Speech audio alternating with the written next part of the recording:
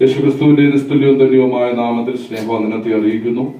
ഈ വിശുദ്ധ പകൽക്കാലം നിങ്ങളോട് ഒന്നിച്ച് കർത്താവിനെ ഉയർത്തുവാൻ സർവകൃപാലുവായ ദൈവം ജീവിതത്തിൽ ഒരുക്കിയ നല്ല കൃപയ്ക്കായി നല്ല അവസരത്തിനായി കർത്താവിനെ സ്തുതിക്കുന്നു. കടന്നു വന്ന ദൈവജനത്തിന് എന്നെ കാണുന്നവർക്കും എല്ലാവർക്കും ക്രിസ്തുയേശുവിന്റെ നാമത്തിലുള്ള സ്നേഹവും വന്ദനങ്ങളെ അറിയിക്കുന്നു.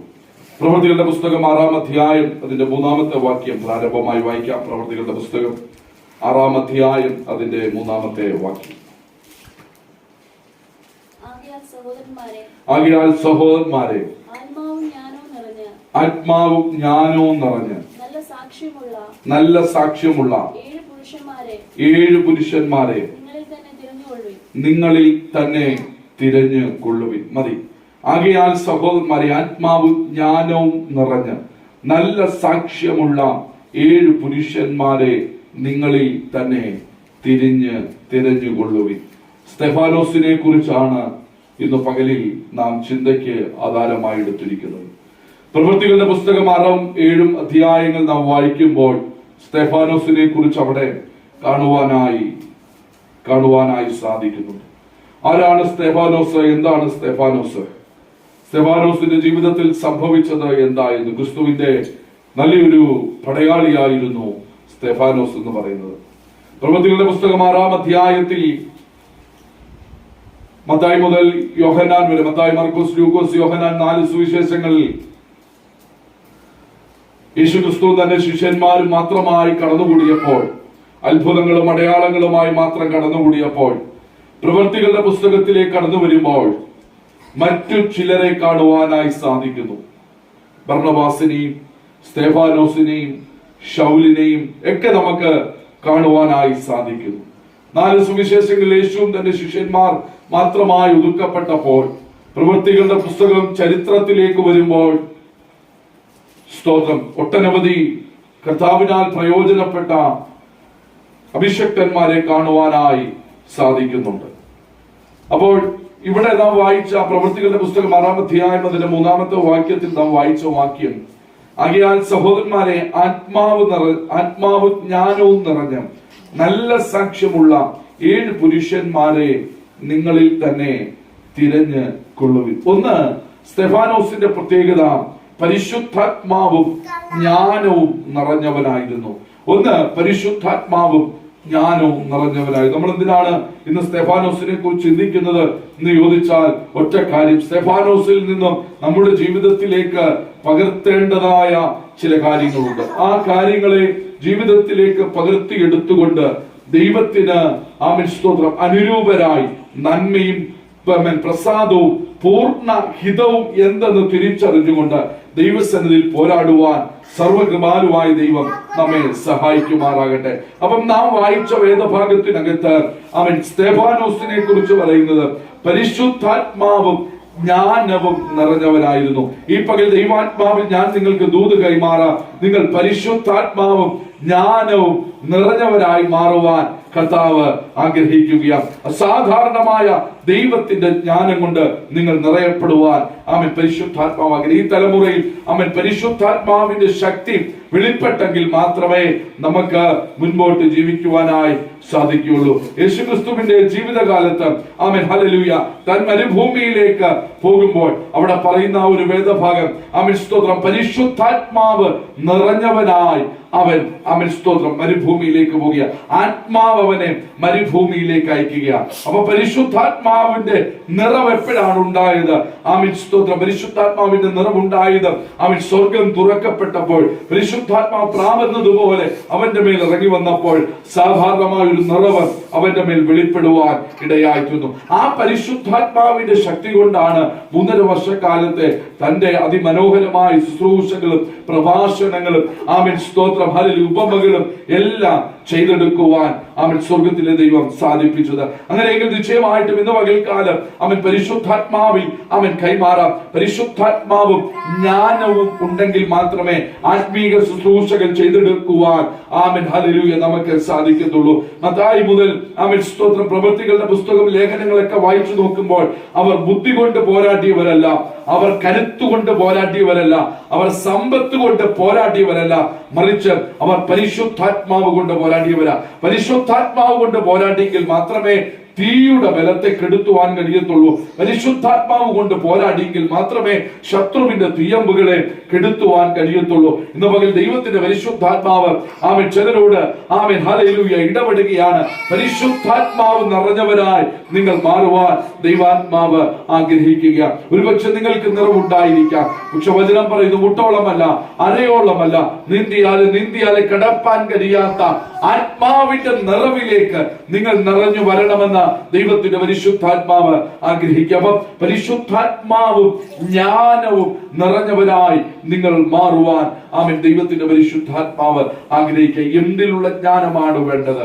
ആമേൻ സ്തോത്രം. ദൈവവചനത്തിനകത്ത് ദൈവശക്തിക്കകത്ത് പരിശുദ്ധാത്മാവിലും ഉള്ള ജ്ഞാനം നിങ്ങൾക്ക് അനിവാര്യമാണ്. അനേകം തെറ്റിച്ചു കളയുവാൻ ഈ അന്ത്യകാലത്ത് വരുമ്പോൾ ദൈവിക വചനത്തിനകത്ത് പരിശുദ്ധാത്മാവിലും നിങ്ങൾക്കൊരു ജ്ഞാനമുണ്ടെങ്കിൽ ആർക്കും നിങ്ങളെ തെറ്റിച്ചു കളയുവാൻ സാധ്യമല്ല എന്നുള്ള കാര്യം ആത്മാവിൽ കൈമാറട്ടെ. അപ്പൊ പരിശുദ്ധാത്മാവും അവൻ ജ്ഞാനവും നിറഞ്ഞവരായി തീരുവാൻ ദൈവാത്മാവ് അവൻ ഇന്ന് പകൽക്കാലം പ്രബോധിപ്പിക്കുകയാണ്. അപ്പം സ്തെഫാനോസിന്റെ മേൽ വെളിപ്പെട്ടതാണ് പരിശുദ്ധാത്മാവ്. അവൻ പരിശുദ്ധാത്മാവും ദൈവിക ജ്ഞാനം. ഇതുപോലെയാണ് ശൗൽ ദമസ്കോസിന്റെ പടിവാതിക്കൽ വെച്ച് അന്ന് വരെ വെളിപ്പെടാത്ത ഒരു വെളിച്ചം അവന്റെ മേൽ പ്രകാശിക്കപ്പെടുകയും അവന്റെ കാഴ്ച നഷ്ടപ്പെടുകയും, എന്നാൽ വഴിയമ്പലത്തിൽ വെച്ച് അവന്റെ കാഴ്ച പ്രാർത്ഥിക്കുന്ന അനനിയാസ് അവന് വേണ്ടി പ്രാർത്ഥിച്ചപ്പോൾ ഹല്ലേലൂയ അവന്റെ കാഴ്ച അവന് തിരികെ കിട്ടിയതുപോലെ ആമേൻ ഹല്ലേലൂയ അതിനുശേഷം പരിശുദ്ധാത്മാവിന്റെ നിറവിലേക്ക് ദൈവശക്തിയുടെ ആഴങ്ങളിലേക്ക് സഭകൾ സ്ഥാപിക്കുന്നതിനായും ആമേൻ പരിശുദ്ധാത്മാവ് ആമേൻ പൗലോസിനെ ഉപയോഗിച്ചതുപോലെ ഇന്ന് പകൽക്കാലം ദൈവാത്മാവിൽ ഞാൻ നിങ്ങളോട് പറയാം, പരിശുദ്ധാത്മാവും ജ്ഞാനവും വെളിപ്പെടേണ്ടത് അനിവാര്യമാണ്. അതുകൊണ്ടാണ് യേശു കർത്താവ് തന്റെ 12-ാമത്തെ വയസ്സിൽ അവൻ ദേവാലയത്തിലേക്ക് കടന്നു എന്ന് സൂക്ഷിക്കുമ്പോൾ അവിടെ ഹല്ലേലൂയ അവിടെയുള്ള ന്യായശാസ്ത്രിമാരോടും അവിടെയുള്ള പ്രഭുക്കന്മാരോടും പരീക്ഷന്മാരോടും ഒക്കെ സംസാരിച്ചു കൊണ്ടിരിക്കുമ്പോൾ അവർ ചോദിക്കുന്ന ഒരു ചോദ്യമുണ്ട്, എവിടെ നിന്ന് ഇവൻ ഈ ജ്ഞാനം? ഇവന്റെ അപ്പൻ തച്ചനല്ലയോ? ഇവന്റെ മകൻ മറിയ, ഇവന്റെ അമ്മ മറിയല്ലയോ? ഇവന്റെ സഹോദരന്മാർ നമ്മുടെ ഇടയിൽ ഉണ്ടല്ലോ. അപ്പൊ എവിടെ നിന്ന് ഈ ജ്ഞാനം ഇവന് ലഭിച്ചു? ഇന്ന് പകൽ ഞാൻ നിങ്ങളോട് പറയാം, ഒരു സ്വർഗീയ ജ്ഞാനം നിങ്ങളുടെ മേൽ നിഴലിടേണ്ടത് അനിവാര്യമാണ്. ദൈവജ്ഞാനത്താൽ പരിശുദ്ധാത്മാവിന്റെ നിറവിനാലും ദൈവിക ജ്ഞാനത്താലും നിങ്ങൾ നിറഞ്ഞു വരേണ്ടത്, വർദ്ധിച്ചു വരേണ്ടത് ദൈവാത്മാവ് ആഗ്രഹിക്കുക. ഇന്ന് പകൽ എത്ര പേർ വിശ്വസിക്കുന്നു പരിശുദ്ധാത്മാവിന്റെ ഒരു ജ്ഞാനം എന്റെ മേൽ ഇറങ്ങി വരണം? അതെ, ദൈവാത്മാവിന്റെ ഒരു ജ്ഞാനം നിങ്ങളുടെ മേൽ ഇറങ്ങി വരണം. പ്രിയരെ, യേശു കർത്താവ് വിളിച്ചു വേർതിരിച്ച ശിഷ്യന്മാരുടെ കൂട്ടത്തിനകത്ത് ജ്ഞാനം കുറവുള്ളവരുണ്ടായിരുന്നു, ജ്ഞാനം കൂടുതലുള്ളവരുണ്ടായിരുന്നു, മുക്കുവന്മാരുണ്ടായിരുന്നു, ജ്ഞാനമില്ലാത്തവർ, മുക്കുവന്മാരുണ്ടായിരുന്നു, വിദ്യാസമ്പന്നല്ലാത്തവർ. എന്നാൽ സ്തോത്രം വിദ്യാസമ്പന്നനായ ജ്ഞാനമുള്ളവരും യേശുവിന്റെ കൂട്ടത്തിൽ ഉണ്ടായിരുന്നു. ചുങ്കം പിരിക്കുന്ന ടാക്സ് കളക്ടർ ഉണ്ടായിരുന്നു. അങ്ങനെ യേശുവിന്റെ ശിഷ്യന്മാരുടെ കൂട്ടത്തിൽ ഹല്ലേലൂയ ജ്ഞാനമുള്ളവരുണ്ടായിരുന്നു. എന്നാൽ ഞാൻ നിങ്ങളോട് പറയാം, ജ്ഞാനമുള്ളവരും ജ്ഞാനമില്ലാത്തവരും യേശുവിന്റെ ശിഷ്യന്മാരുടെ പട്ടികയിൽ ഉണ്ടായിട്ടും അവരുടെ ശുശ്രൂഷകൾ വെളിപ്പെടാൻ തുടങ്ങിയപ്പോൾ ഓരോരുത്തും ആർക്കും ഹല്ലേലൂയ മറത്തു പറയാൻ കഴിയാത്ത വിധത്തിൽ ആത്മാവിന്റെ ശക്തി അവിടെ വെളിപ്പെട്ടതുപോലെ പത്രോസിന്റെ മുമ്പിൽ അനനിയാസ് സഫീറയും കൊണ്ട് നിലം വിറ്റതിന്റെ പകുതി പരിശുദ്ധാത്മാവിനോട് വ്യാജം കാണിച്ച് അതിന്റെ പകുതി കൊണ്ടുവന്നപ്പോൾ പത്രോസ് ആത്മനിറവോട് ചോദിക്കുന്ന ഒരു ചോദ്യമുണ്ട്. ഈ നിലം ഇത്രയ്ക്കോ വിറ്റത്? പരിശുദ്ധാത്മാവിനോട് വ്യാജം കാണിക്കാൻ നിങ്ങൾ ആർ എന്ന് അവരോട് ചോദിക്കുന്ന ചോദ്യത്തിൽ അനനിയാസും സഫീറയും അഭിഷക്തന്റെ മുമ്പിൽ പട്ടുവീഴുന്നത് ലോകത്തിന്റെ ജ്ഞാനം കൊണ്ടല്ല, അവരുടെ മേൽ വസിക്കപ്പെട്ട പരിശുദ്ധാത്മാവിന്റെ നിറവ് കൊണ്ട്. ഇന്ന് പകൽക്കാലം മരിച്ചതിനെ ജീവിപ്പിക്കണമെങ്കിൽ, ഇല്ലാത്തതിനെ ഉള്ളതുപോലെ വിളിച്ചു വരുത്തണമെങ്കിൽ ജ്ഞാനം പോരാ, പരിശുദ്ധാത്മാവിന്റെ നിറവ് വേണം. ഇന്ന് പകൽക്കാലം നിറവുള്ളവന്റെ മേൽ ദൈവത്തിന്റെ ജ്ഞാനം പരിണമിക്കപ്പെടും. ഇന്ന് പകൽക്കാലം ആത്മാവിൽ നിറയുവാൻ ആത്മാവിൽ നിറയുവാൻ അതുകൊണ്ട് ലേഖനങ്ങൾ പൗലോസ് അപ്പോസ്തലൻ പറഞ്ഞു, നിങ്ങൾ ആത്മാവിൽ നിറഞ്ഞവരും സങ്കീർത്തനങ്ങളാലും സ്തുതികളാലും സ്തോത്രത്തോടെ കർത്തൃസന്നിധിയിലേക്ക് അടുത്തു വരണമെന്ന് പറയുന്നത്. അതുകൊണ്ട് അപ്പം നിങ്ങളിൽ ആത്മനിറവുണ്ടായിരിക്കണം. ഇന്ന് പകൽ പരിശുദ്ധാത്മാവ് ആഗ്രഹിക്കുന്നത് അത് തന്നെയാണ്, നിങ്ങളിൽ ആത്മനിറവ് ഉണ്ടായിരിക്കണം. നിങ്ങൾ ആത്മാവിൽ നിറയുന്നവരായി തീരണം. ലോകത്തിൽ ജീവിക്കുമ്പോൾ നിങ്ങൾക്ക് ഒരുപാട് കാര്യങ്ങൾക്ക് ആമേൻ സ്തോത്രം കുറവുള്ളവരായിരിക്കാം. ഒരുപക്ഷെ സമ്പത്തിന്, ഒരുപക്ഷെ ആരോഗ്യത്തിന്, ഒരുപക്ഷെ നല്ല ഭവനത്തിന്, ആമേൻ നല്ല വീടിന്, ആമേൻ സ്തോത്രം നല്ല വസ്ത്രത്തിന്, ആമേൻ നല്ല വാഹനത്തിന് ഒക്കെ കുറവുള്ളവരായിരിക്കാം. പരിമിതികളും പരിധികളും ഉള്ളവരായിരിക്കാം. പക്ഷെ ഇന്ന് പകൽ ഞാൻ നിങ്ങളോട് പറയാം, ലോകപ്രകാരം നിങ്ങൾ എന്തിനെല്ലാം കുറവുള്ളവരാണെങ്കിലും സാരമില്ല, ആത്മനിറവിൽ കുറവുള്ളവരായി തീരരുത്. ആത്മനിറവിൽ അനുദിനം നിങ്ങൾ നിറഞ്ഞു വന്നുകൊണ്ടേയിരിക്കണം. ആത്മനിറവിൽ നിങ്ങൾ നിറഞ്ഞു വന്നുകൊണ്ടേയിരിക്കണം. എങ്ങനെ ആത്മാവിൽ നിറയാൻ പറ്റും? ദൈവവചനം വായിക്കുമ്പോൾ നിങ്ങളുടെ അകം കത്തും.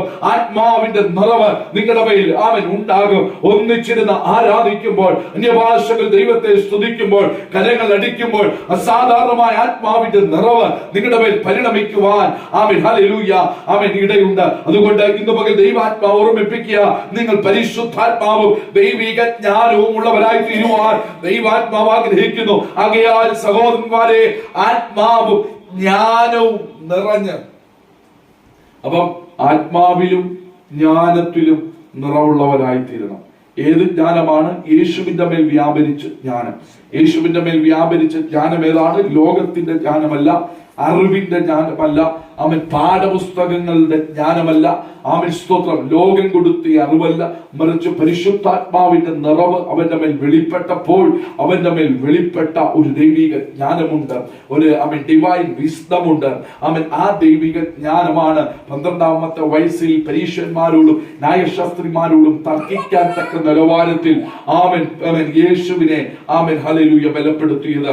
ആമേൻ എവിടെയെല്ലാം യേശുവിനെ വാക്കിൽ കൊടുക്കാൻ നോക്കിയിട്ടും കൊടുക്കാൻ കഴിയാതെ ആമേൻ ഹല്ലേലൂയ യേശു രക്ഷപ്പെട്ടതിന്റെ കാരണം ദൈവിക ജ്ഞാനം അവന്റെ മേൽ പരിണമിക്കുന്നുള്ളത് കൊണ്ടാണ്.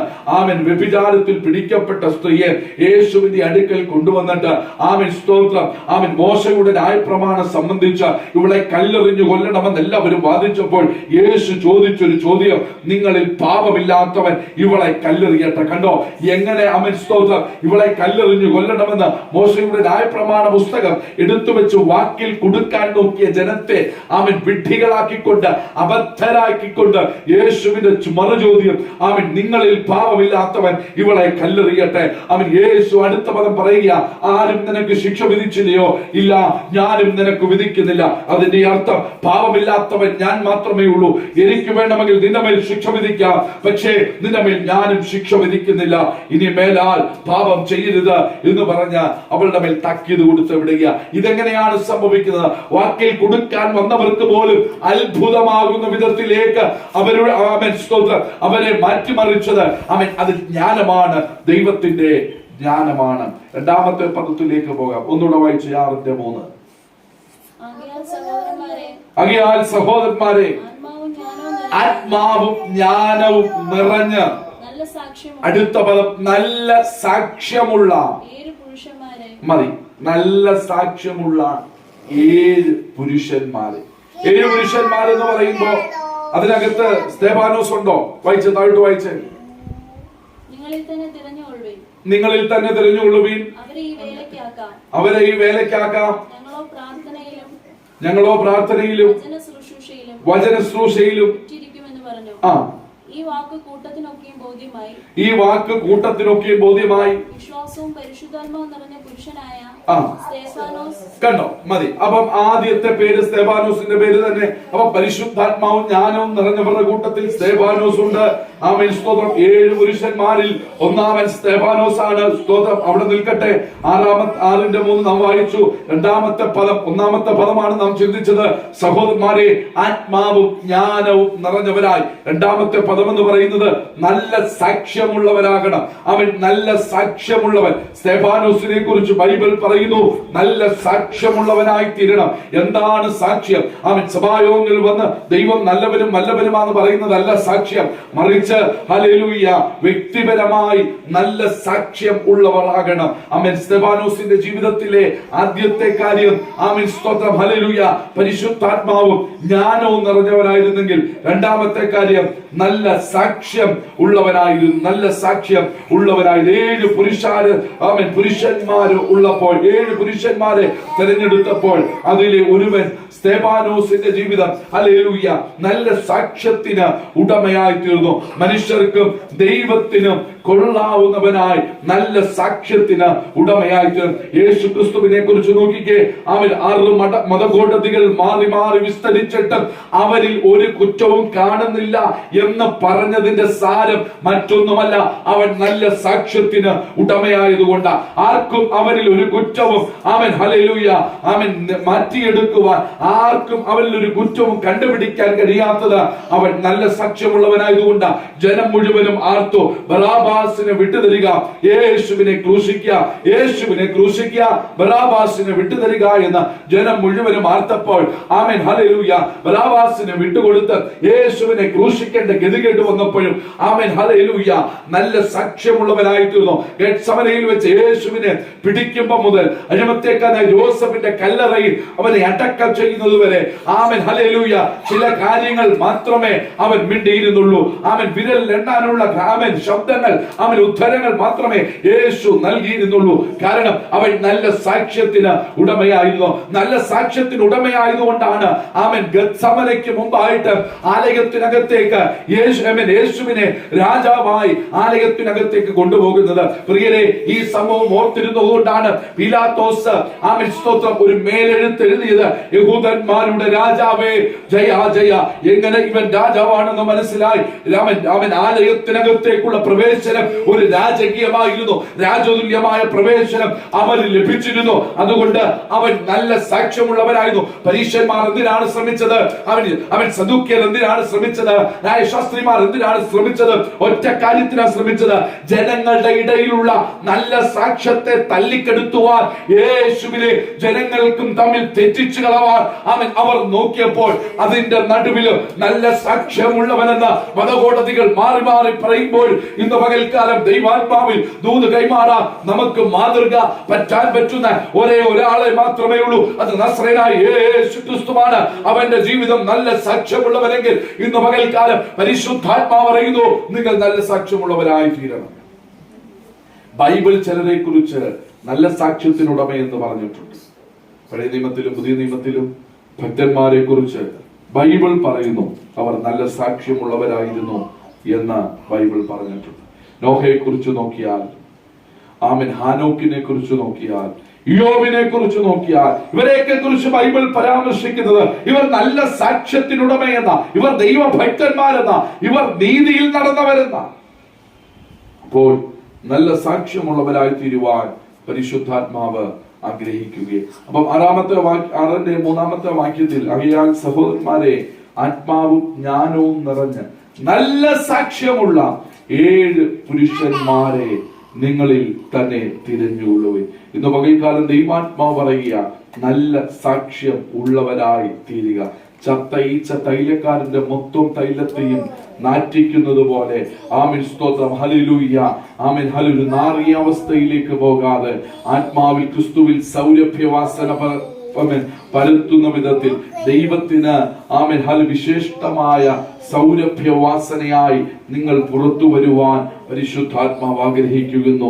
നാറിയ തലങ്ങളെ ആമേൻ ലാസറിന്റെ ജീവിതത്തിന്റെ നാറിയ തലങ്ങളെ അടിച്ച് ആ ഭവനത്തിന്റെ അകത്തളങ്ങളിൽ ഒരു സൗരഭ്യവാസന പകർത്തുവാൻ ആമേൻ ഹല്ലേലൂയ യേശുവിന് കഴിഞ്ഞതുപോലെ. കണ്ടോ, നിന്റെ സ്നേഹിതനായ യേശു ഇവിടെ ഉണ്ടായിട്ടും ആമേൻ സ്തോത്രം അവനെ വന്ന് കണ്ടില്ലല്ലോ, അവൻ വന്നൊന്ന് തൊട്ടില്ലല്ലോ, അവൻ വന്ന് സൗഖ്യമാക്കിയില്ലല്ലോ, അവൻ വന്ന് ചോദിച്ചില്ലല്ലോ, ആമേൻ ഹല്ലേലൂയ എന്നൊക്കെ അവർ പറയുമ്പോഴും ആമേൻ അതിന്റെ നടുവിലും ആമേൻ സ്തോത്രം യേശു കർത്താവ് ആമേൻ കല്ലറകളെ ഭേദിച്ച് ആമേൻ ഹല്ലേലൂയ അവിടെ എത്തുകയാണ്. അവിടെ എത്തുമ്പോൾ ആമേൻ ഹല്ലേലൂയ അടുത്തു പോകുവാൻ ആർക്കും കഴിയാതെ വേണം ആമേൻ വൃത്തുഹീനമായ ആമേൻ സ്തോത്രം ഹല്ലേലൂയ ദുർഗന്ധം വമിക്കുന്ന നാറ്റമടിക്കുമ്പോഴും ആ കല്ലറകളെ പൊട്ടിച്ച് അകത്തുള്ളവനെ പുറത്തെടുത്ത് ആ ഭവനത്തിന്റെ നാറിയ അല്ലെങ്കിൽ നാറ്റം വമിച്ച അവസ്ഥക്കകത്തു നിന്ന് സൗരഭ്യം പരത്തുന്ന വിധത്തിലേക്ക് ആത്മതലങ്ങളെ മാറ്റിയെങ്കിൽ ഇന്ന് പകൽ ആരോടൊക്കെയോ പരിശുദ്ധാത്മാവ് ഇടപെടുന്നു. നിന്റെ വീടിനകത്ത് കിടക്കുന്ന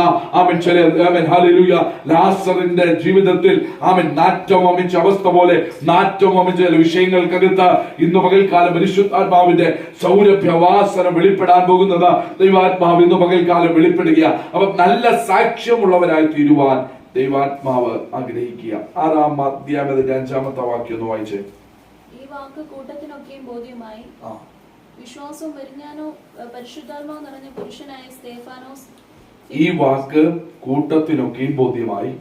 വിശ്വാസവും പരിശുദ്ധാത്മാവ് നിറഞ്ഞ പുരുഷനായ വിശ്വാസവും പരിശുദ്ധാത്മാവും നിറഞ്ഞ പുരുഷനായ സ്തേഫാനോസ്. മതി. വിശ്വാസവും പരിശുദ്ധാത്മാ നിറഞ്ഞവനായ പുരുഷനായ സ്തേഫാനോസ്. അപ്പൊ 1 പരിശുദ്ധാത്മാവും ജ്ഞാനവും നിറഞ്ഞവൻ, 2 നല്ല സാക്ഷ്യമുള്ളവൻ, 3 വിശ്വാസമുള്ളവൻ. സ്തോത്രം. ഹല്ലേലൂയ. ആമേൻ. ദൈവത്തിന് വിശ്വാസമുള്ളവൻ. ഹല്ലേലൂയ. അതാണ് 6:5 പറയുന്നത്. നല്ല സാക്ഷ്യമുള്ളവൻ. ആമേൻ. സ്തോത്രം. വിശ്വാസം ഉള്ളവൻ. ഇന്ന് പകൽക്കാലം ആമേൻ ആമേൻ ആമേൻ ഹല്ലേലൂയ പൗലോസ് അപ്പോസ്തലൻ പറയുന്ന ഒരു ഭാഗമുണ്ട്, പ്രവൃത്തിയില്ലാത്ത വിശ്വാസം നിർജീവമത്രേ. അപ്പൊ വിശ്വാസം എന്നതോ ആശിക്കുന്നതിന്റെ ഉറപ്പും കാണാത്ത കാര്യങ്ങളുടെ നിശ്ചയമാകുന്നു. വിശ്വാസമുള്ളവരായി തീരണം, വിശ്വാസമുള്ളവരായി തീരണം. നോഹയ്ക്ക് വിശ്വാസം ഉണ്ടായിരുന്നു. അതുകൊണ്ടാണ് നോഹ ആമേൻ സ്തോത്രം ഹല്ലേലൂയ ആമേൻ പ്രസംഗിച്ചത്. Amen hallelujah. ജനം നശിച്ചു പോകാതിരിപ്പാൻ വേണ്ടി ആമേൻ ഹല്ലേലൂയ പ്രസംഗിപ്പാൻ ഇടയായി തീർന്നു. ഒരു ദേശത്തെ മുഴുവനും വിടുവിക്കുവാൻ അവൻ വിടുതലിന് വേണ്ടി അവൻ ഹല്ലേലൂയ നോഹ പ്രസംഗിക്കുവാൻ ഇടയായി തീർന്നു. പക്ഷേ അവൻ ആരും അതിനകത്ത് വിടുവിക്കപ്പെടുവാൻ, ആരും ആ പ്രസംഗം കേൾക്കുവാൻ തയ്യാറായിരുന്നില്ല. എന്നാൽ പെട്ടകത്തിനകത്തേക്ക് അവൻ നോഹയും തന്റെ മക്കളും മൃഗജാലങ്ങളിൽ കയറി രക്ഷപ്പെട്ടതുപോലെ ആമേൻ സ്തോത്രം ഹല്ലേലൂയ വിശ്വാസമുള്ളവരായി തീരുവാൻ പരിശുദ്ധാത്മാവ് ആഗ്രഹിക്കുകയാണ്. നിങ്ങളുടെ അകത്ത് വിശ്വാസമുള്ളവരായി തീരണം, വിശ്വാസം വർദ്ധിക്കുന്നവരായി തീരണം, വിശ്വാസത്തിൽ ബലപ്പെടുന്നവരായി തീരുവാൻ പരിശുദ്ധാത്മാവ് ആഗ്രഹിക്കുക. അവൻ നോഹ ആമേൻ സ്തോത്രം കർത്താവ് പറയുന്നത് പോലെ ആമേൻ ജനത്തോട് പറഞ്ഞു. പക്ഷേ ജനം അത് വിശ്വസിച്ചില്ല. ജനം വിശ്വസിക്കാതിരുന്നപ്പോഴും നോഹ വിശ്വസിക്കാതിരുന്നില്ല. നോഹ തന്നെ വിളിച്ചവനിൽ അടിയുറച്ചു വിശ്വസിച്ചു, തന്നെ വിളിച്ചവനിൽ പരിപൂർണമായും വിശ്വസിച്ചു. അതുകൊണ്ട് ഇന്ന് പകൽക്കാലം ദൈവശബ്ദം അവൻ പകുതി വിശ്വസിക്കാനല്ല, പൂർണ്ണമായും വിശ്വസിക്കുവാൻ ആമേൻ ഹല്ലേലൂയ ഇന്ന് പകൽക്കാലം തയ്യാറാകണം. ദൈവശബ്ദത്തെ അവിശ്വസിക്കാൻ പാടില്ല. ദൈവശബ്ദത്തെ അവിശ്വസിച്ചാൽ ദൈവം നമ്മളെ അവിശ്വസിക്കുവാനിടയായിത്തീരും. അപ്പം നാം വിശ്വാസമുള്ളവരായിത്തീരണം. നാം ദൈവശബ്ദത്തെ അവിശ്വസിക്കരുത്. ആമേൻ പൂർണ്ണ മനസ്സോടെ, പൂർണ്ണ ഹൃദയത്തോടെ, അവൻ വിശ്വാസത്തോടെ അതിനെ ഏറ്റെടുക്കുവാൻ തയ്യാറാകണം. ഈ വാക്ക് കൂട്ടത്തിനൊക്കെയും ബോധ്യമായി. വിശ്വാസവും പരിശുദ്ധാത്മാവും നിറഞ്ഞ പുരുഷനായ സ്തേഫാനോസ്. കണ്ടോ? അപ്പൊ ഈ കൂട്ടത്തിനൊക്കെ അവർ പറഞ്ഞ ഏത് വാക്കാണ് ബോധ്യമായത്? ആകയാൽ സഹോദരന്മാരെ, ആത്മാവ് ജ്ഞാനവും നിറഞ്ഞ നല്ല സാക്ഷ്യമുള്ള 7 പുരുഷന്മാരെ നിങ്ങളിൽ തന്നെ തിരഞ്ഞുകൊള്ളുവിൻ എന്ന വാക്ക് അവർക്ക് കൂട്ടത്തിന് ബോധ്യമായപ്പോൾ വിശ്വാസവും പരിശുദ്ധാത്മാവും നിറഞ്ഞ ആമേൻ പുരുഷനായ സ്തേഫാനോസിൽ തുടങ്ങുകയാണ്. അപ്പൊ വിശ്വാസവും പരിശുദ്ധാത്മാവും ആമേൻ നിറഞ്ഞ പുരുഷൻ. അപ്പൊ വിശ്വാസമുള്ളവനായി തീരണം. ദൈവത്തിൽ അടിയുറച്ച വിശ്വാസമുള്ളവരായത്. അബ്രഹാം ദൈവത്തിൽ വിശ്വസിച്ചു, ദൈവം അത് നീതിയായി കണക്കിട്ടു. അബ്രഹാമിന്റെ വിശ്വാസം ഒരു വലിയ വിടുതലായി അബ്രഹാമിന്റെ ജീവിതത്തിൽ വെളിപ്പെടുവാനിടയായി തീർന്നു. ഈ കല്ലുകളിൽ നിന്നും അവൻ തലമുറകളെ ജനിപ്പിക്കുകയില്ലയോ എന്ന് ചോദിച്ചതുപോലെ അവൻ അബ്രഹാമിന്റെ വിശ്വാസം നീതിയായി കണക്കിട്ടുകൊണ്ട് അബ്രഹാമിന്റെ ജീവിതത്തിൽ വലിയ വിടുതലുകളെ പരിശുദ്ധാത്മാവ് അയക്കുക. അപ്പം വിശ്വാസമുള്ളവരായി തീരുക, ക്രിസ്തുവിൽ ദൈവത്തിൽ വിശ്വാസമുള്ളവരായി തീരുക. നിങ്ങൾക്ക് യേശുവിൽ വിശ്വാസമുള്ളവരായി തീരുക. വിശ്വാസത്തിന്റെ ആഴങ്ങൾ നിങ്ങളുടെ അകത്ത് വർദ്ധിക്കട്ടെ. നിങ്ങൾ വിശ്വാസമുള്ളവരായി തീരണം. നിങ്ങൾ വിശ്വാസമുള്ളവരായി തീരണം. അപ്പം അവൻ പരിശുദ്ധാത്മാവിന്റെ നിറവ് നിങ്ങൾക്ക് ആവശ്യമാണ്. ദൈവത്തിന്റെ ജ്ഞാനം നിങ്ങൾക്ക് ആവശ്യമാണ്. നല്ല സാക്ഷ്യം നിങ്ങൾക്ക് ആവശ്യമാണ്. അടുത്ത പദം, നിങ്ങൾ വിശ്വാസമുള്ളവരായി തീരണം. അതുകൊണ്ടാണ് യേശു കർത്താവ് പറയുന്നത്, നിങ്ങൾക്ക് വിശ്വാസമുണ്ടെങ്കിൽ, കഠിനമണിയോളം നിങ്ങൾക്ക് വിശ്വാസമുണ്ടെങ്കിൽ ഈ മലയോട് പോയി കടലിൽ ചാടുക എന്ന് കൽപ്പിച്ചാൽ അതങ്ങനെ തന്നെ സംഭവിക്കുക. നിങ്ങളുടെ വിശ്വാസത്തിന്റെ പൂർണ്ണത വെളിപ്പെടേണ്ടത് അനിവാര്യമാണ്. നിങ്ങളുടെ വിശ്വാസത്തിന്റെ പൂർണ്ണത വെളിപ്പെടേണ്ടത് അനിവാര്യമാണ്. വിശ്വസിക്കുന്നു എന്ന് പറഞ്ഞിട്ട് സാഹചര്യങ്ങളെ കാണുമ്പോൾ ഭയപ്പെടുന്നവൻ അവിശ്വാസിയാണ്. എന്നാൽ വിശ്വസിക്കുന്നു എന്ന് പറയുമ്പോഴും സാഹചര്യങ്ങളെ കാണുമ്പോൾ വിശ്വാസത്തോടെ നേരിടുന്നവന്റെ പേരാണ് വിശ്വാസി എന്ന് പറയുന്നത്. അവൻ സാഹചര്യങ്ങളുടെ മുമ്പിൽ പകച്ചു നിൽക്കുന്നവൻ, ഭയപ്പാടോടെ നിൽക്കുന്നവൻ, അവൻ അതിനെ ജയിക്കത്തില്ല. അതിന്റെ നടുവിൽ അവൻ പരാജയപ്പെട്ടു പോകും. വിശ്വാസം അവന്റെ അകത്തില്ല. പത്രോസിന്റെ ജീവിതത്തിലും ഇറങ്ങി വാ എന്ന് പറയുമ്പോൾ കടലിലേക്ക് ഇറങ്ങി വന്നവൻ താന്നു പോകുക, അവന്റെ വിശ്വാസത്തിന് ക്ഷതമുണ്ടാകിയ. ഇന്ന് പകൽക്കാലം ഞാൻ നിങ്ങളോട് പറയാം, ക്രിസ്തീയ ജീവിതത്തിൽ വിശ്വാസമില്ലെങ്കിൽ പൊള്ളയായ ഒരു മനുഷ്യനാണ്. നിങ്ങളുടെ അകം മുഴുവനും പൊള്ളയാണ്. ഇന്ന് പകൽ വിശ്വാസം നിങ്ങളുടെ അകത്ത് കയറിയ അവൻ വിശ്വസിക്കുന്നവരാൽ ഈ അത്ഭുതങ്ങൾ നടക്കുമെന്ന, വിശ്വസിക്കുന്നവർക്ക് കഴിയാത്തതായി ഒരു കാര്യവുമില്ലെന്ന ഇന്ന് പകൽക്കാലം ഞാൻ നിങ്ങളോട് പറയാം. എന്നിൽ വിശ്വസിക്കുന്നവർ ഞാൻ ചെയ്തതിൽ അധികം ചെയ്യും. ഇന്ന് പകൽക്കാലം യേശുവിൽ വിശ്വസിപ്പാൻ നീ മനസ്സ് വെച്ചാൽ നിന്റെ ജീവിതത്തിന്റെ സമസ്ത വിഷയങ്ങൾക്കകത്തും പരിശുദ്ധാത്മാവിന്റെ പരിവർത്തനം ഉണ്ടാകുവാൻ ഇടയായി. ഇന്ന് പകൽക്കാലം വിശ്വസിച്ചാട്ടെ. ആമേൻ, ഹല്ലേലൂയ. സ്തെഫാനോസിന്റെ ജീവിതത്തിൽ വെളിപ്പെട്ടത് വിശ്വാസമുള്ളവനായി തീർന്നു. ഒന്നുകൂടെ വായിച്ച 6:5. ഈ വാക്ക് കൂട്ടത്തിനൊക്കെയും ബോധ്യമായി. വിശ്വാസവും പരിശുദ്ധാത്മാവും വിശ്വാസവും ചിന്തിച്ചു, പരിശുദ്ധാത്മ നിറവും ചിന്തിച്ചു. ആദ്യത്തെ പദം, ഈ വാക്ക് കൂട്ടത്തിനൊക്കെയും ബോധ്യമായി എന്ന് പറഞ്ഞാൽ ആ സഭയ്ക്ക് അത് ബോധ്യമായി എന്നതാണ്. ആ സഭയ്ക്ക് അത് ബോധ്യമായി എന്നതാണ് എന്ന് പറഞ്ഞാൽ സ്വയം അവൻ പ്രഖ്യാപിതനായ ഒരു വ്യക്തിയല്ല, അല്ലെങ്കിൽ സ്വയമായി പുറത്തു വന്ന ഒരു വ്യക്തിയല്ല, സ്വയമായി നിയോഗങ്ങൾ ഏറ്റെടുത്ത വ്യക്തിയല്ല, സഭയാൽ തിരഞ്ഞെടുക്കപ്പെട്ടവനാണ് സ്തെഫാനോസ് എന്ന് പറയുന്നത്. ഒന്നും കൂടി ഞാൻ ആവർത്തിക്കാം. ആമേൻ, ഹല്ലേലൂയ. സ്വയമേ അപ്പോസ്തലനായവനല്ല സ്തെഫാനോസ്, സ്വയമേ നിറഞ്ഞവനല്ല സ്തെഫാനോസ്, സഭയാൽ തിരഞ്ഞെടുക്കപ്പെട്ടവനാണ്. സ്വയമേ വിശ്വാസമുള്ളവനല്ല, മറിച്ച് സഭയാൽ തിരഞ്ഞെടുക്കപ്പെട്ടവനാണ് സ്തെഫാനോസ്. സഭയാൽ തിരഞ്ഞെടുക്കപ്പെട്ടവനാകണമെങ്കിൽ മുമ്പേ പറഞ്ഞ കാര്യങ്ങളൊക്കെ ഉണ്ടാകണം. എന്ത്? പരിശുദ്ധാത്മാവ് നിറവുണ്ടാകണം. ആമേൻ, സ്തോത്രം. വിശ്വാസമുണ്ടായിരിക്കണം. നല്ല സാക്ഷ്യമുള്ളവരായി തീരണം. എന്നെങ്കിൽ മാത്രമേ ആമേൻ, ഹല്ലേലൂയ, സഭയാൽ ഒരു തെരഞ്ഞെടുപ്പ് ഉണ്ടാകത്തുള്ളൂ. അപ്പൊ സഭയാൽ അവനെ തെരഞ്ഞെടുക്കുകയാണ്. അവൻ 6:5 സഭയാൽ അവൻ ഈ വാക്ക് കൂട്ടത്തിനൊക്കെയും ബോധ്യമായിട്ട് 7 പുരുഷന്മാരെ അവർ തിരഞ്ഞെടുക്കുകയാണ്. സ്തോത്രം. ഇതുപോലെയാണ് കുറച്ച് 6-ാം അധ്യായത്തിൽ നാം വന്ന് കുറച്ച് മുമ്പോട്ട് പോകുമ്പോൾ ഒരു അധ്യായത്തിൽ ഇപ്രകാരം, പ്രവൃത്തികളുടെ പുസ്തകത്തിൽ തന്നെ ഇപ്രകാരം പറയുന്നു, ശൗലിനെയും ബർന്നബാസിനെയും ഞാൻ വിളിച്ചിരിക്കുന്ന വേലയ്ക്കായിട്ട് അവരെ വേർതിരിപ്പീൻ എന്ന് പറയുന്നുണ്ട്. അത് പറയാനുള്ള കാരണം അതൊരു സഭയുടെ കൂട്ടത്തിലാണ്. സഭ ഒന്നിച്ച് ദൈവസന്നിധിയിൽ ഉപവസിച്ച് പ്രാർത്ഥിക്കുമ്പോൾ ആമേൻ, ഹല്ലേലൂയ, അതിന്റെ നടുവിൽ പരിശുദ്ധാത്മാ നിറവുള്ളവനായി ആമേൻ പറയുകയാണ്, ശൗലിനെയും ബർന്നബാസിനെയും വിളിച്ചിരിക്കുന്ന വേലയ്ക്കായി വേർതിരിപ്പിൻ. കണ്ടോ, ദൈവത്താൽ അല്ലെങ്കിൽ സഭയാൽ തിരഞ്ഞെടുപ്പ് അവിടെ വെളിപ്പെടുക. സഭയുടെ തിരഞ്ഞെടുപ്പ്. സഭ കൂടിയിരുന്ന് പ്രാർത്ഥിച്ചപ്പോൾ ദൈവാത്മാവിന്റെ നിയോഗം അഭിഷക്തന്മാരുടെ മേൽ വന്നപ്പോൾ സഭ അവരെ തിരഞ്ഞെടുക്കുക. ഇതുപോലാണ് സ്തെഫാനോസിനെ സഭ തിരഞ്ഞെടുത്ത് അയക്കുകയാണ്. എന്തിനു വേണ്ടിയാ? ഇതുവരെ കാണാത്ത ചില വിടുതലുകൾ നിന്നിലൂടെ പുറത്തു വരുവാൻ, ഇതുവരെ വെളിപ്പെടാത്ത ചില ദൈവിക അരുളപ്പാടുകൾ, ചില ദൈവിക ആലോചനകൾ, ചില ദൈവിക മർമ്മങ്ങൾ നിന്നിൽ നിന്നും പുറത്തു വരുവാൻ ദൈവാത്മാവ് ആഗ്രഹിക്കുക. വിശ്വസിക്കുന്നവന്റെ ഉള്ളത്തിൽ നിന്ന് തിരുവെഴുത്ത് പറയുന്നത് പോലെ ജീവജലത്തിന്റെ നദി ഒഴുകും. ഇന്ന് വകെ ദൈവാത്മാവ് ഇടപെടുക. സഭയാൽ തിരഞ്ഞെടുക്കപ്പെട്ട് സ്തെഫാനോസിനെ അയച്ചിട്ടുണ്ടെങ്കിൽ അവന്റെ അകത്തുള്ള വിശ്വാസം ഒരു നദി പോലെ ജലത്തിന്റെ അകത്തേക്ക് ഇറങ്ങിയിട്ടുണ്ട്. അതുകൊണ്ടാണ് പറയുന്നത്, മുട്ടോളമല്ല അരയോളമല്ല, നീന്തിയാലും കടപ്പാൻ കഴിയാത്ത നദിയിലേക്ക് ഒരു തലമുറയെ വലിച്ചെടുപ്പിക്കാൻ സ്തെഫാനോസിന് കഴിഞ്ഞിട്ടുണ്ട്. എങ്ങനെയാണ് കഴിഞ്ഞത്? പരിശുദ്ധാത്മാവിന്റെ നിറവും ജ്ഞാനവും ഉള്ളതുകൊണ്ട്, നല്ല സാക്ഷ്യമുള്ളതുകൊണ്ട്, വിശ്വാസമുള്ളവനായതുകൊണ്ട്, സഭയാൽ തിരഞ്ഞെടുക്കപ്പെട്ടവനായതുകൊണ്ട്. ഇന്ന് പകൽക്കാലം ആരെങ്കിലും എവിടെയെങ്കിലും തിരഞ്ഞെടുത്തു എന്ന് പറഞ്ഞ് വരുന്നവനല്ല, മറിച്ച് സഭയാൽ ദൈവത്താൽ തിരഞ്ഞെടുക്കപ്പെട്ടവനാണ് യഥാർത്ഥ തിരഞ്ഞെടുപ്പ് വെളിപ്പെടുന്നത്. ദൈവത്താൽ വിളിച്ചു വേർതിരിക്കപ്പെട്ടവനാണ് യഥാർത്ഥത്തിൽ വിളിച്ച് വേർതിരിക്കുന്നത്. ആമൻ സ്ഥാനത്തിനും മാനത്തിനും വേണ്ടി വിളിച്ചു വേർതിരിക്കപ്പെട്ടവൻ ആമൻ ആ സ്ഥാനത്തിരുന്ന് അലംഭാവമായത് പ്രവർത്തിക്കും. ആമൻ ഹല്ലേലൂയ.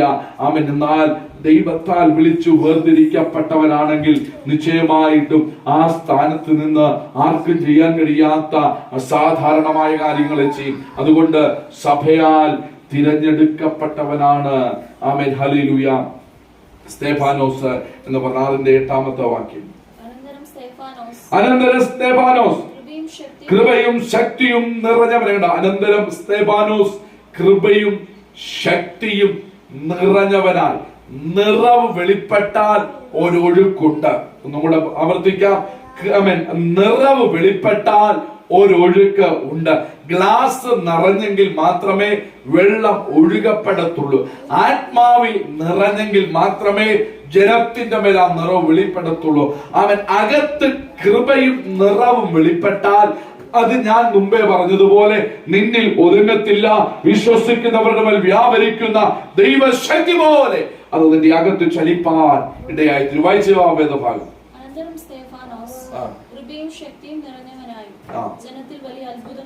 കൃപയും ശക്തിയും നിറഞ്ഞവനായ ജനത്തിന്റെ ഇടയിൽ വലിയ അത്ഭുതങ്ങളും അടയാളങ്ങളും ചെയ്തു. കണ്ടോ? ശുശ്രൂഷയിൽ അത്ഭുതങ്ങളും അടയാളങ്ങളും വെളിപ്പെടുന്നത് എങ്ങനെയാണ്? ഒന്ന്, പരിശുദ്ധാത്മാവിന്റെ നിറവുണ്ടായിരിക്കണം. 2, ദൈവത്തിന്റെ ജ്ഞാനമുണ്ടായിരിക്കണം. 3, നല്ല സാക്ഷ്യമുണ്ടായിരിക്കണം. 4, വിശ്വാസമുണ്ടായിരിക്കണം. 5, സഭയാൽ തിരഞ്ഞെടുക്കപ്പെട്ടവനാകണം. ഈ 5 കാര്യങ്ങൾ നിന്റെ അകത്തുണ്ടെങ്കിൽ അത്ഭുതങ്ങളും അടയാളങ്ങളും നിന്നിൽ നിന്നും ഒഴുകാൻ തുടങ്ങും. ഇവിടെ പറയാം, അനന്തരം സ്തെഫാനോസ് കൃപയും ശക്തിയും നിറഞ്ഞവനായി ജനത്തിൽ വലിയ അത്ഭുതങ്ങളും അടയാളങ്ങളും ചെയ്തു. അത്ഭുതങ്ങളും അടയാളങ്ങളും ചെയ്യുവാൻ എല്ലാവർക്കും വലിയ താല്പര്യമാണ്. ആത്മനിറവിനോട് താല്പര്യമില്ല.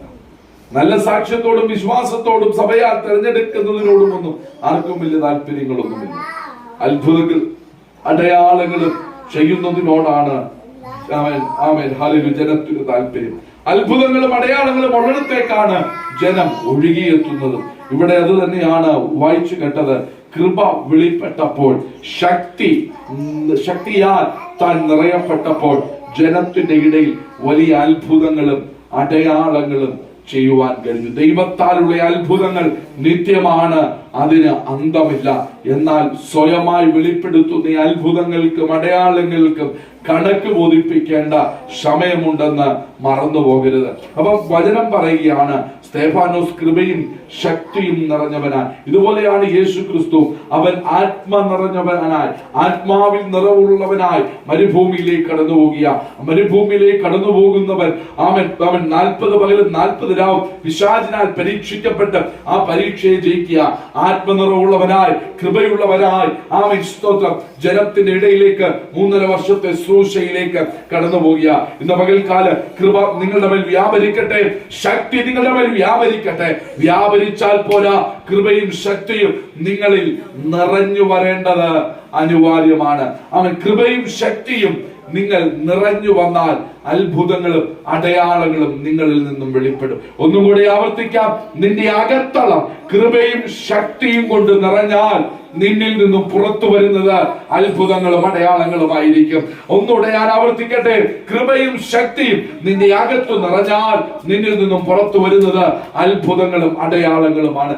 അത്ഭുതങ്ങളും അടയാളങ്ങളും കാണിക്കുവാൻ മറ്റൊരിടങ്ങളിലേക്കും പോകണ്ട, മറ്റൊരു നുറുക്കുപടികളും നോക്കണ്ട. അകം പരിശുദ്ധാത്മാവിനാൽ നിറയപ്പെടണം.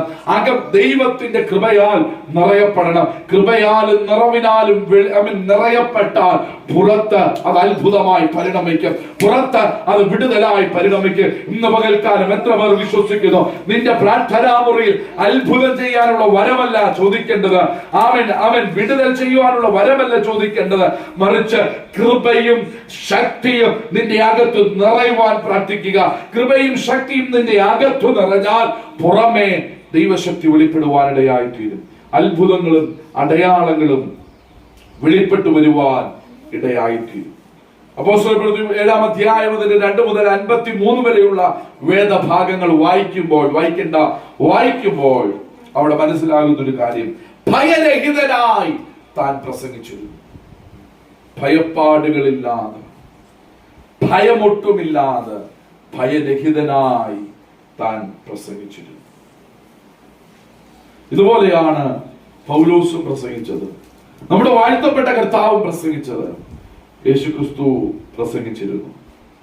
യേശു കർത്താവ് പറഞ്ഞു, ആ കുറുക്കനോട് പോയി പറക, ഇന്നും നാളെയും ഞാൻ ഈ പട്ടണത്തിൽ പാർക്കും. ഇവിടെ ഞാൻ പ്രസംഗിക്കും, ഇവിടെ ഞാൻ രോഗികളെ സൗഖ്യമാക്കും. കേട്ടോ, ഭയരഹിതനായുള്ള പ്രസംഗം.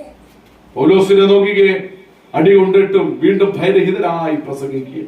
5 വട്ടം കോല് കൊണ്ടുള്ള അടിയേറ്റിട്ടും മടുത്തു പോകാതെ, തളർന്നു പോകാതെ, പരാജയപ്പെട്ടു പോകാതെ, അസ്തമിച്ചു പോകാതെ, ഉദയസൂര്യൻ ഉദിച്ചു വരുന്നത് പോലെ അവന്റെ അകത്ത് പകരുന്ന ദൈവകൃപയും പരിശുദ്ധാത്മാവിന്റെ നിറവും വെളിപ്പെട്ട് നിറഞ്ഞു വരുമ്പോൾ അടങ്ങിയിരിക്കാൻ കഴിയത്തില്ല.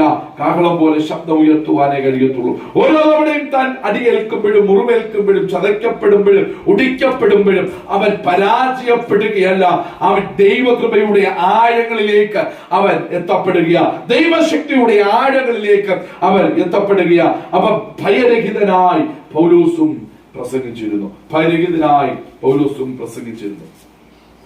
പൗലോസിന്റെ പ്രസംഗം കേൾക്കുവാൻ വേണ്ടി ആമേൻ ഹല്ലേലൂയ, ആമേൻ ആമേൻ ഹല്ലേലൂയ, ഫെലിക്സ് ആമേൻ സ്തോത്രം, അതുപോലെ ആമേൻ ഹല്ലേലൂയ, പ്രസംഗം കേൾക്കുവാൻ വേണ്ടി പൗലോസിനെ കൊണ്ടുവരുന്ന ആമേൻ ആമേൻ രംഗമുണ്ട്.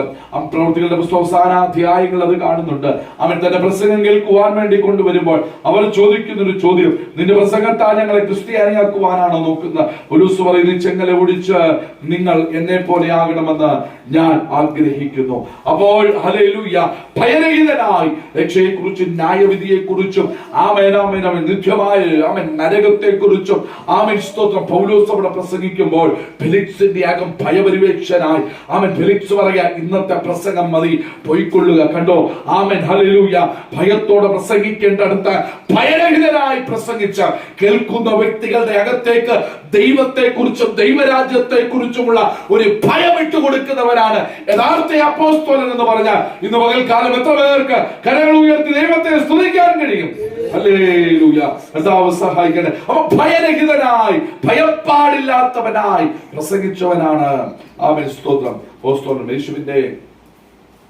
യേശുവിനെ വഴിയൊരുക്കാൻ വന്ന യോഹന്നാന്റെ ജീവിതത്തിലേക്ക് പോയാൽ ഭയരഹിതനായി പ്രവചിച്ചവരാണ് യോഹന്നാൻ.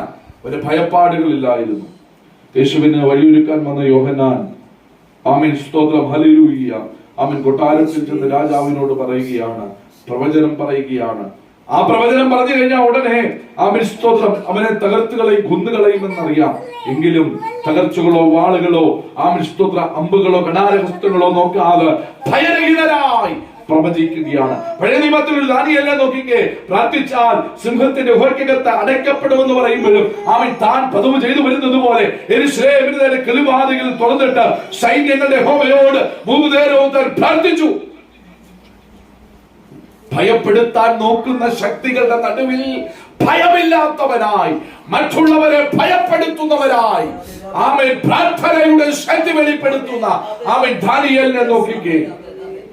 പുറം മുഴുവനും ഭയരഹിതമായി നിൽക്കുമ്പോഴും പ്രാർത്ഥിക്കുന്നവന്റെ പ്രാർത്ഥനാ മുറിക്കകത്ത് ഇനി എനിക്ക് സിംഹമാണല്ലോ, സിംഹഗുഹയാണല്ലോ എന്നല്ല, അവൻ ഭയരഹിതനായി സ്വസ്ഥതയോടെ സമാധാനത്തോടെ ആത്മശക്തിയോടെ അവനവന്റെ പ്രാർത്ഥനാ മുറിയിൽ പ്രാർത്ഥിക്കുകയാണ്. ഒരു പദം കൂടെ കേറി പറഞ്ഞാൽ, സിംഹത്തിന്റെ ഗുഹയ്ക്കകത്ത് കിടന്നവന് ഭയമില്ല. അവൻ കൊട്ടാരത്തിനകത്ത് പരവതാനി ഉണ്ടായിട്ട് ഉറക്കം വരാത്തവന്റെ അകത്തളങ്ങളിൽ ഭയം തട്ടുകയാണ്. സ്തോത്രം, ഹല്ലേലൂയ. നിയോഗമുള്ളവന്റെ മേൽ ഭയം വ്യാപരിക്കത്തില്ല. നിയോഗമുള്ളവനെ ഭയം തൊടത്തില്ല, ഭയം തൊടുവാൻ സാധിക്കത്തുമില്ല. എന്നാൽ നിയോഗമുള്ളവനെ പിടിച്ചു വലിച്ച് കാരാഗ്രഹത്തിന്റെ അകത്തളങ്ങളിലേക്ക്, സിംഹത്തിന്റെ ഗുഹയിലേക്ക് വലിച്ചെറിയുമ്പോൾ കൊട്ടാരത്തിന്റെ സ്വസ്ഥത കെടുകയാണ്, രാജാവിന്റെ ഉറക്കം കെടുകയാണ്. ഹല്ലേലൂയ. ഭയരഹിതനായി പ്രസംഗിച്ചവൻ, ഭയരഹിതനായി പ്രവചിച്ചവൻ, ഭയരഹിതനായി പ്രാർത്ഥിച്ചവൻ. ബാലന്മാരിലേക്ക് പറയുമ്പോൾ ഭയരഹിതനായി ദൈവത്തെ ആരാധിച്ചു. ഈ ദൈവം ഞങ്ങളെ വിടുവിച്ചാലും വിടുവിച്ചില്ലെങ്കിലും ഈ ദൈവത്തെ അല്ലാതെ മറ്റൊന്നിനെയും ഞങ്ങൾ സേവിക്കത്തില്ല. രാജാവിന്റെ കിങ്കരികളും എല്ലാവരും കൂടി വന്ന് ആമൻ എബ്രായ ബാലന്മാരെ ആമൻ സ്തോത്രം തീച്ചുളയ്ക്കകത്തേക്ക് ഇടുമ്പോൾ കാണാൻ വന്നത് എന്താണെന്ന് അറിയാമോ? രാജാവും രാജഭടന്മാരും രാജാവിന്റെ ശിങ്കടികളും വന്നത് എന്തിനാണെന്നറിയാം? പ്രായബാലന്മാർ കത്തി വെന്ത് ചാരമാകുന്നത് കാണാൻ കാത്തു നിൽക്കുക. ഒരു രാജ്യം മുഴുവനും, ഒരു തലസ്ഥാനം മുഴുവനും, ഒരു ഭരണകൂടം മുഴുവനും ആമൻ ഹല്ലേലൂയ കത്തി ചാമ്പലാകുന്നത് നോക്കാൻ കാത്തിരിക്കുമ്പോൾ അവർ കാണുന്നത് അവരുടെ ചിന്തകൾക്ക് വിപരീതമായതൊന്ന്, കത്താത്തയൊന്ന്. മോശ കണ്ടതുപോലെ. എന്താ മോശ കണ്ടത്? മുൾപടർപ്പ് കത്തുന്നുണ്ടെങ്കിൽ വെന്തു പോകുന്നില്ല. എടാ, തീ കത്തുന്നുണ്ടെങ്കിലും ഇവർ ദഹിച്ചു പോകുന്നില്ല. അവൻ തീ കത്തുന്നുണ്ടെങ്കിലും ഇവരുടെ നടുവിൽ ഇറങ്ങി നിന്നവൻ അവൻ ദൈവദൂതനെ പോലെ. ഇവന്റെ നടുവിൽ ഇറങ്ങി നിന്നവന്റെ രൂപം ആമേൻ ഹല്ലേലൂയ നെബൂഖദ്നേസർ പറയുക അവൻ ഒരു ദൈവപുത്രന്റെ രൂപത്തോട് ഒത്തുവരുന്നുണ്ട്. സ്തോത്രം. നെബൂഖദ്നേസറേ, നിന്നെ കൊണ്ട് ദൈവം ഇത് ചെയ്യിപ്പിച്ചതാ. എന്തിനാണെന്നറിയാമോ? നീ ദൈവത്തെ കാണണമെങ്കിൽ, നിന്റെ കണ്ണ് തുറക്കണമെങ്കിൽ. എബ്രായ ബാലന്മാർ ഹല്ലേലൂയ. അപ്പൊ ചില പ്രതിസന്ധികൾ ജീവിതത്തിൽ വരുന്നത് തകർന്നു പോകാനല്ല, പ്രതിസന്ധി വരുത്തിയവർ ആമേൻ നിന്റെ ജീവിതത്തിനകത്ത് വെളിപ്പെടുന്ന ദൈവത്തിന്റെ നന്മ കാണുവാൻ വേണ്ടി. ഭയരഹിതരായി പ്രസംഗിച്ചവർ, ഭയരഹിതരായി പ്രവചിച്ചവർ, ഭയരഹിതരായി ആത്മാവിൽ പ്രാർത്ഥിച്ചവർ ഇന്ന് പകൽക്കാലം അടുത്തു പോകരുത്. ഭയരഹിതമായി പ്രാർത്ഥനയിൽ മുന്നേറുക. ഒറ്റവാക്യം കൂടെ പറഞ്ഞിട്ട് നിർത്താം.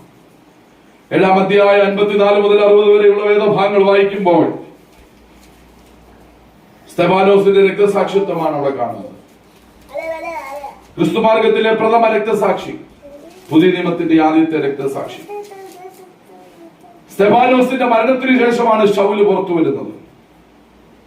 സ്തെഫാനോസിന്റെ വസ്ത്രം സൂക്ഷിപ്പുകാരനായിരുന്നു ശൗല്. ശൗലിനെ ദൈവം പുറത്തെടുത്തു. വസ്ത്രത്തിലെ അഭിഷേകം ശൗലിന്റെ മേൽ വ്യാപരിക്കപ്പെട്ടു. അധിക നാൾ നിനക്ക് ഓടുവാൻ സാധിക്കുകയില്ല. സ്തെഫാനോസിന്റെ ജീവിതത്തിൽ ഉണ്ടായ കാര്യങ്ങൾ ചിന്തയേറിയതാണ്. പരിശുദ്ധാത്മാവും ജ്ഞാനവും ഉള്ളവനായിരുന്നു, നല്ല സാക്ഷ്യമുള്ളവനായിരുന്നു, വിശ്വാസമുള്ളവനായിരുന്നു, സഭയാൽ തെരഞ്ഞെടുക്കപ്പെട്ടവനായിരുന്നു. അത്ഭുതങ്ങളും അടയാളങ്ങളും തന്നിലൂടെ പരിശുദ്ധാത്മാവ് ചെയ്തിരുന്നു. ഭയരഹിതനായി പ്രസംഗിച്ചിരുന്നു. ക്രിസ്തു മാർഗത്തിലെ പ്രഥമ രക്തസാക്ഷി. തനിക്ക് വേണ്ടി ജീവൻ നൽകിയ ക്രിസ്തുവിന് വേണ്ടി തന്റെ ജീവൻ ഏൽപ്പിച്ചു കൊടുക്കുവാൻ സധൈര്യം മുൻപോട്ട് വന്നവൻ. കല്ലെറിഞ്ഞ് സ്തെഫാനോസിനെ കൊല്ലുമ്പോഴും അവന്റെ വസ്ത്രം സൂക്ഷിച്ചിരുന്ന ശൗലിനെ പരിശുദ്ധാത്മാവ് പുറത്തെടുക്കുമ്പോഴും നിങ്ങൾ ഒരു കാര്യം മറന്നു പോകരുത്. സ്തെഫാനോസിനെ കല്ലെറിഞ്ഞു കൊല്ലുന്നു.